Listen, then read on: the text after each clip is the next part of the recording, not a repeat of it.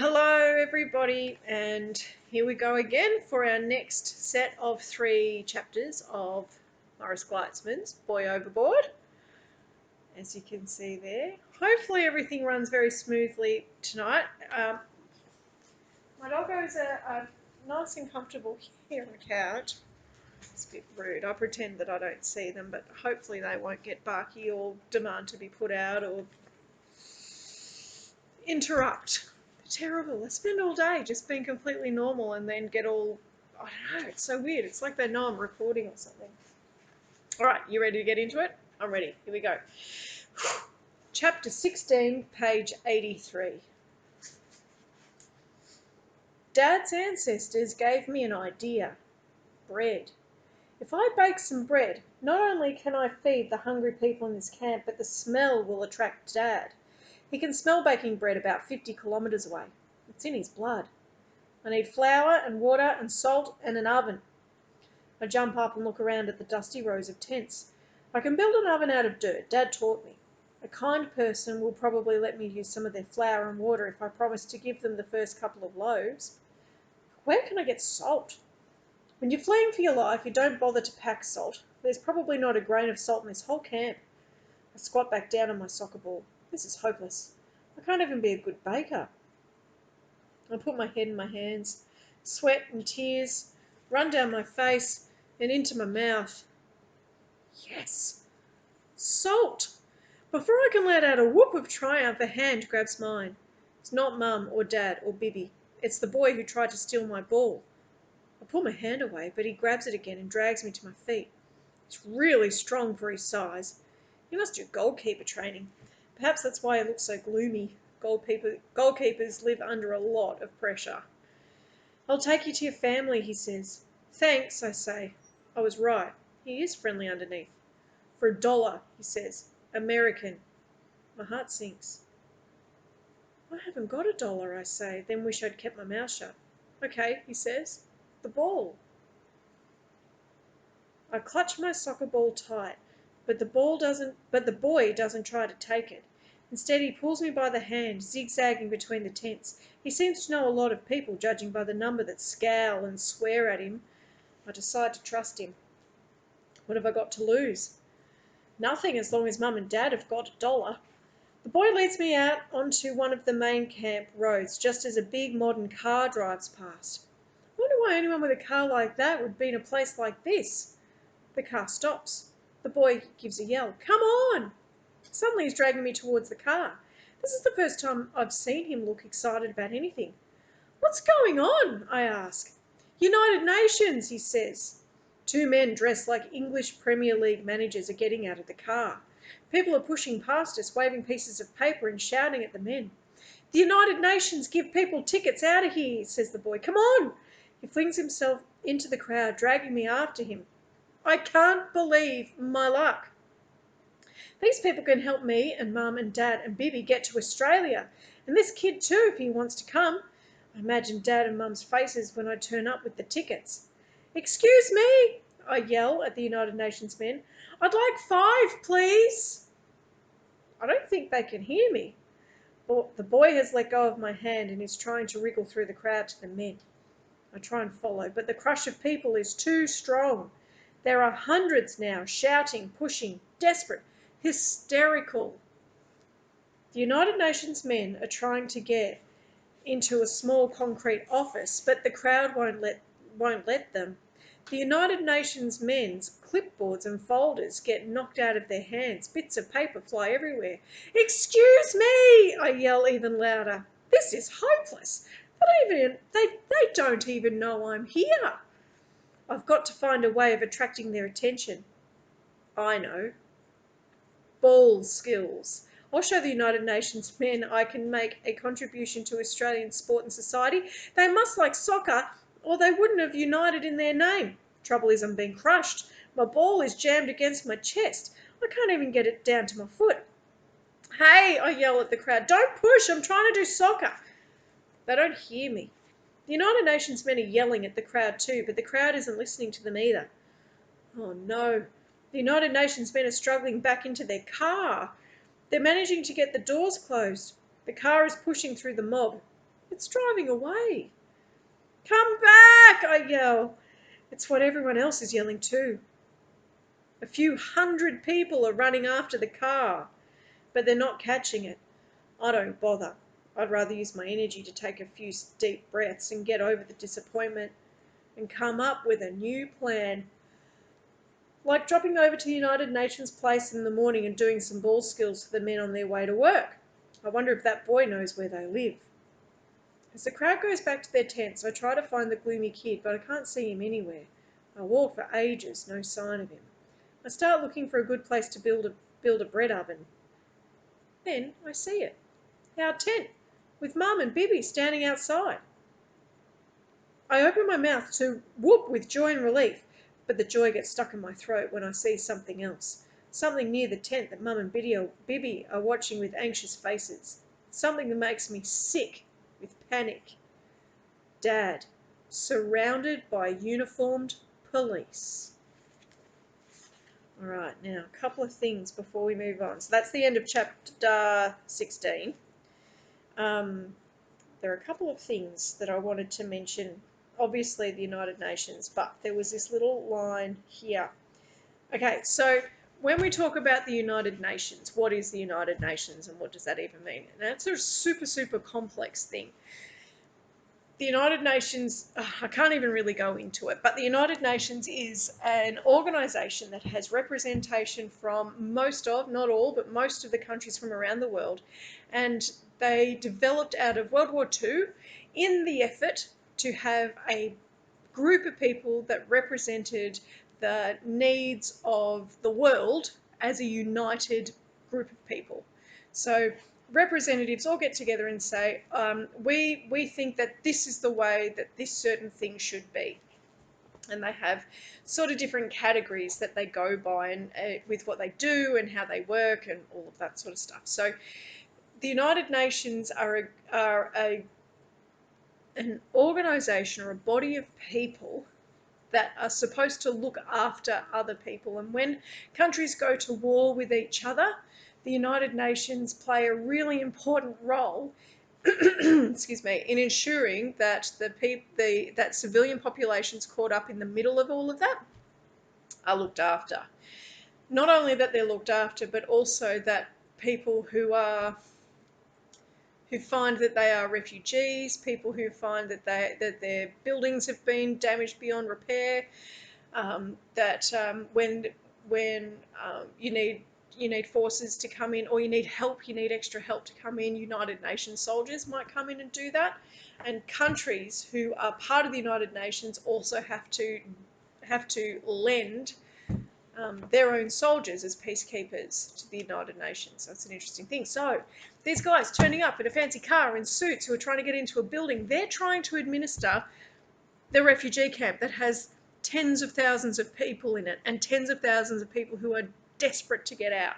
And there will be a small number of tickets or small number of opportunities for people on the clipboard that he had that got flung out of his hand by the mob of people who are desperate to get out. There'll be people on a list who can go, and how do you get onto the list and what do you do, and it's crazy. And this sentence here on page 85 sums it up perfectly. There are hundreds now shouting, pushing, desperate, hysterical. So those 4 words, shouting, pushing, desperate, hysterical, it goes in a trajectory from just shouting, to pushing, to desperate, to hysterical. That the emotion in all of this is just beyond anything you've ever seen in your life, because the level of upset and fear and danger living in this camp is beyond. Now, don't forget, people who are living in this camp, they're not working, they're not going to school, they're not bettering themselves, they're not doing anything. They are languishing. They are just going about they are getting up in the morning and with nothing. Now what? Now what? I've got to scratch around and find food and then what? Go to bed. To get up in the morning and do that. What sort of existence is that? What sort of life is that? Yeah, you're alive, But what have you moved from and to? And think about poor mum and dad, the mum and dad in this, how they can't live in their country. They will be executed. Mum has already been taken to be executed. They can't stay there. So is living in this refugee camp any better?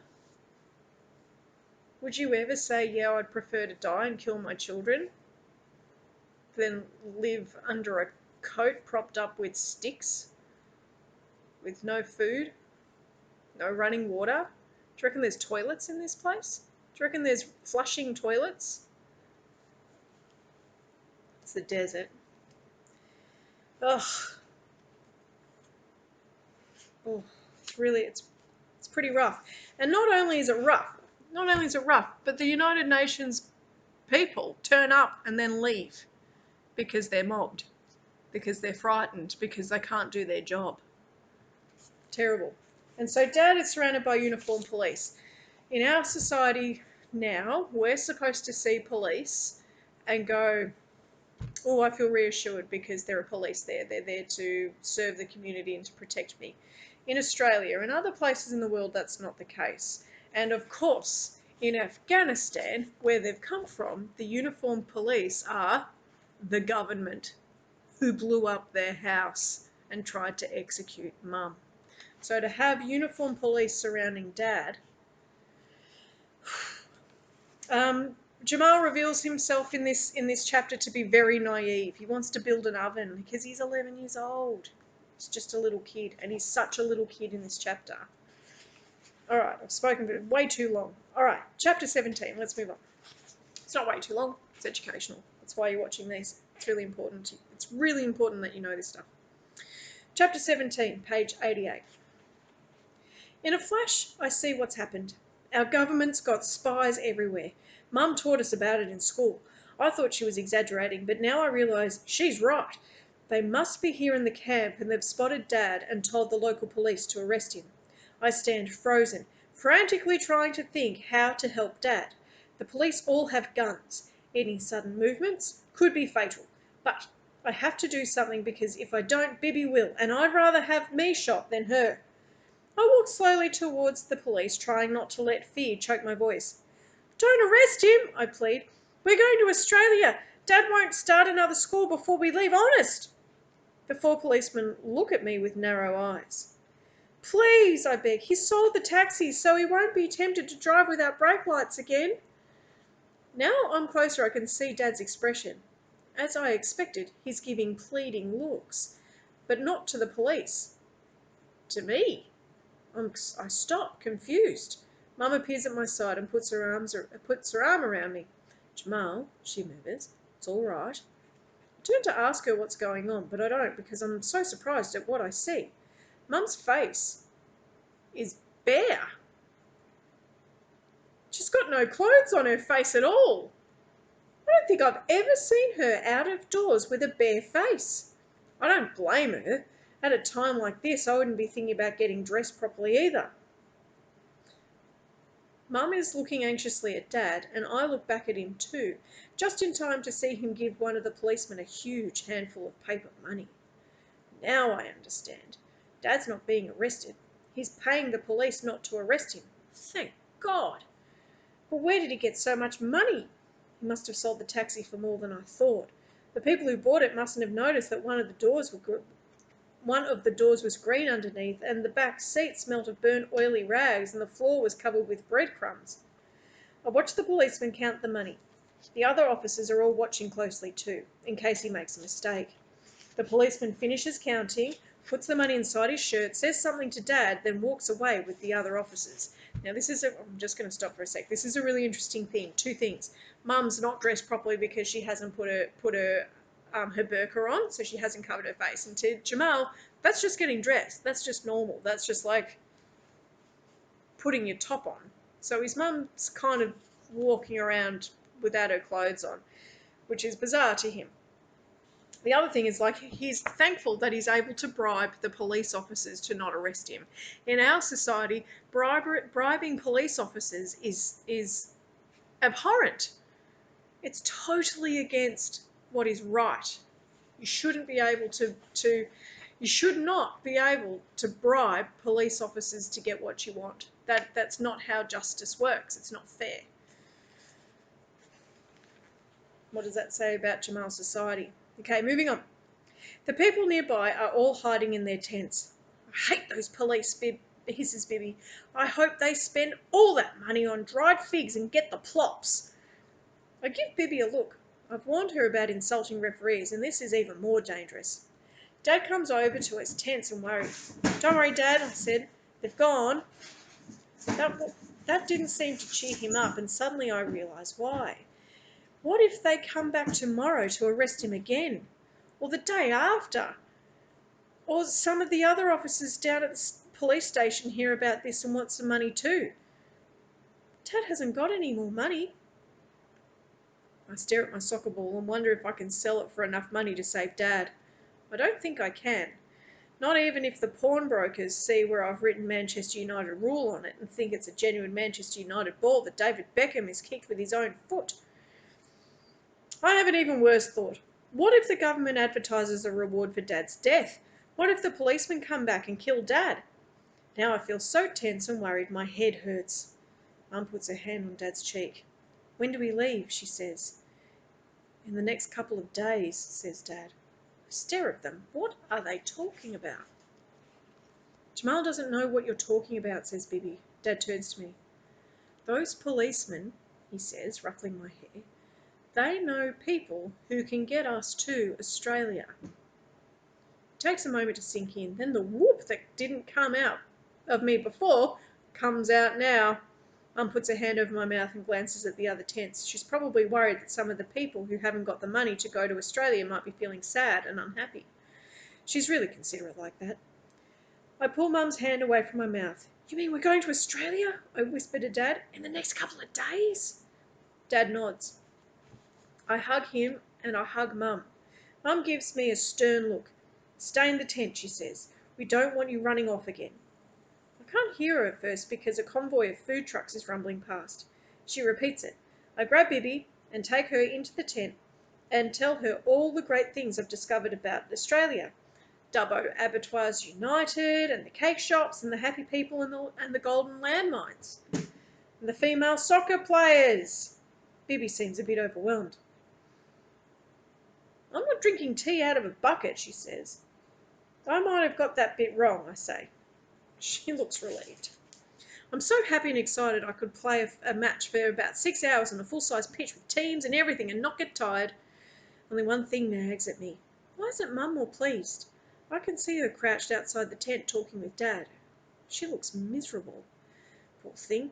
It must be how people are for a while after they've been nearly executed. Plus, she must be missing her friends in the village. I'm missing mine. Must be that, I say to Bibby. Everything's going so well. What else could it be? Some other bad thing we haven't found out about yet, says Bibby. I sigh. Little sisters. They might be good at soccer, but they're not so good at being cheerful. So obviously, Dad has paid the police officers to pass on to probably, people smugglers. Let's find out. Chapter 18, page 93. I've never been inside an airport before. I saw one on TV once. Liverpool were flying off to play Milan. The players handed their bags in at a big counter and then went to a room with peanuts and drinks to wait for their plane and do leg stretches. I don't think we'll be going to a room with peanuts and drinks. Our bus driver has just given money to a guard at a gate and now we're driving onto the runway. That must be our plane parked over there. Thank God, says Mum. So do several of the other people on the bus. I know what they mean. We've been on this hot, cramped bus half the night. I've tried to cheer Mum up with some fond memories of her friends in the village, but for the last few hours it hasn't really worked. She didn't even smile when I told her about Fatima's goat eating Fatima's dad's beard while he was asleep. Usually she laughs quite a lot at that. Everyone out, says the driver. We all stagger off the bus onto the runway, which is the hot under our feet even though it's night. There's a hot breeze too, and in front of the airport lights, Dad looks like a desert warrior with his scarf flapping around his shoulders. The driver and his assistant fling all our bags onto the tarmac. Hey, says Bibby, careful, I've got dolls in there. They ignore her and get back on the bus. "Excuse me," Dad yells at them as the bus starts to leave. "Aren't you coming too?" The driver sticks his head out of the window. "You'll be met at the end of the flight and taken to the boat," he shouts as the bus drives off. Boat? This is the first time I've heard about a boat. Perhaps Australia doesn't have many airports. Mum and Dad and lots of the other people are staring at the bus as it goes out the gate. Dad doesn't look much like a desert warrior anymore. His shoulders are slumped. All the other people are looking pretty worried too. "I hope we can trust those smugglers," mutters Mum. Smugglers? That explains it. The United Nations would never chew aniseed root and spit inside a vehicle, and they'd certainly never throw people's rucksacks around. "Don't worry," I say to Mum. "They probably just want to get back before their policeman friends has spent all the money." This doesn't seem to cheer Mum up very much. We all stand at the edge of the runway wondering what to do next. "Perhaps we should ask somebody," says a man. It's not a bad idea, but I can see what Dad's thinking. What would he say? "Excuse us, we're being smuggled to Australia, but we don't know where to go next." "We'll just wait," says Dad. "I think we should get on the plane," says Mum, and she starts picking up our bags. Dad sighs. Some men in our village get violent when their wives argue with them, but Dad never has. It's one of the great things about him, that and the camel shapes he can make with his hands. Dad and Bibi and I pick up the rest of our bags. Other people pick up theirs, and we all start walking towards the steps at the back of the plane. Mum still looks very miserable. Suddenly I realise what's upsetting her. We've never flown in a plane before. The only planes we've ever seen up close are crash ones full of bullet holes in the desert. Mum's feeling scared. I squeeze Mum's hand. "Don't worry," I whisper. "Our plane won't get shot." I don't need to remind her we've got our candlestick, the precious ancient family relic that's kept us safe from airstrikes and landmines and the dodgy brakes on Dad's taxi.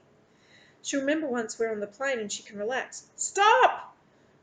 An angry voice yelling across the runway. Several men in uniform are running towards us. One is holding what looks like a sword, except the blade is a thick loop of wire and the handle's got red lights blinking on it. My heart stops and I get ready to try and hold them off while Dad and Mum and Bibi run for it. But the men don't grab us, they grab our bags, and one of them starts waving the sword over a rucksack. "Oh, it's okay," murmurs Dad. "It's just a security check to see if we're carrying weapons." "I'm not," says Bibi fiercely to a security guard. One of the guards says something in a mixture of languages and points to a hatch in the side of the plane. I realise he's saying the bags have to go in there. "No," says Dad. He doesn't let go of the bag. I know what's worrying him. He's heard too many stories of passengers putting bags in the boots of taxis and never seeing them again. The security guard looks angry. He says that metal objects in bags are forbidden. "No metal objects," says Dad. The security guard with the sword glares at Dad and glides the sword over each side of each bag. He's just started Mum's rucksack when I remember the candlestick. It's solid metal except for the jewels. Even if she's wrapped it in dirty underwear, the sword will find it. I stare anxiously at the flashing red lights, but no alarms go off. The security guards don't jump on us. Nothing like that happens. In a way, I wish it would, because this is even worse. This sick feeling I have as I grab Mum's rucksack and feel desperately for the hard shape of the candlestick and discover it's not there. Mum takes her rucksack without looking at me. Now the sick feeling is really bad. Now I understand where the money came from that Dad gave the police. Mum sold our candlestick, our precious ancient candlestick that's kept our family safe for hundreds of years. "Sorry," whispers Mum. I know she had to do it. I know it was the only way she could get us to safety. And now I know why she's so miserable. We're not protected anymore. We're about to get on a plane and place our lives in the hands of criminal smugglers, and our ancestors aren't protecting us anymore. And that's the end of this reading for today. We got up to page 98. We're about halfway through. We're up to chapter 19. So the reality is, if you're in a refugee camp and you're waiting for the United Nations to put you on a list, on a clipboard, to get you out of the refugee camp. It's going to take you months and months and months, or years, or longer, or never. But if you've got something really expensive, full of jewels and pure gold, that's ancient and gorgeous, and someone has the money to pay for it, you could sell your family. What do you call it? It's not a, it's like, I don't know, it's almost like a talisman for them. Their lucky charm, thing that's kept them safe through some of the worst experiences where other families have been torn apart, where people have died. They're still together, and they've sold the candlestick. What does this mean for them? It's interesting. All right.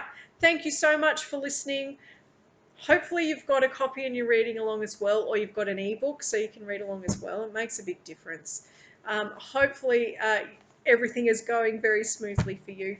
I'll see you in our interactive lessons. Don't forget to do your quiz to prove that you've listened or read along, and I'll talk to you soon. Bye.